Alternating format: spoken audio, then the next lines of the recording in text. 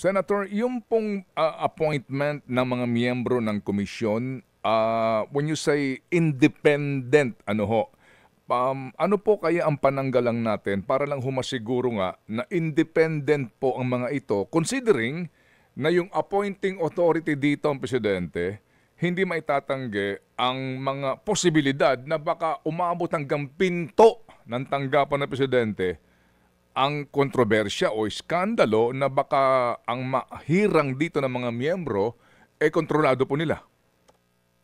Well, magandang tanong din yan. Kaya meron tayong paraan para malimita ang power of appointment ng Pangulo. For example, pwedeng ang isang proseso ay may nomination na ibibigay yung mga grupo, private sector, business sector, siguro yung mga accountants, yung mga lawyers, groups, o kaya retired chief justices, etc.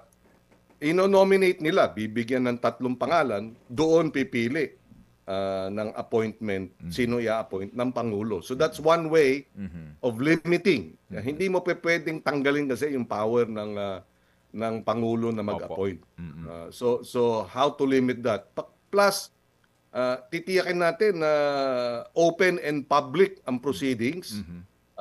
As a general rule, ang exception lang is kung kinakailangan mag-executive session. Mahalaga yan dahil makikita ng taong bayan yung proseso at magiging, siyempre, mag-iingat itong mga appointees na hindi kumiling o pumanig o maging bias. Dapat impartial and neutral.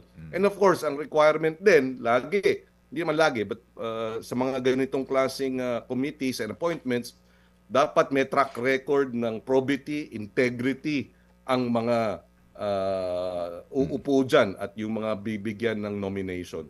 Mga kapatid, brothers and sisters, saan ka pa? Dito na tayo sa totoo.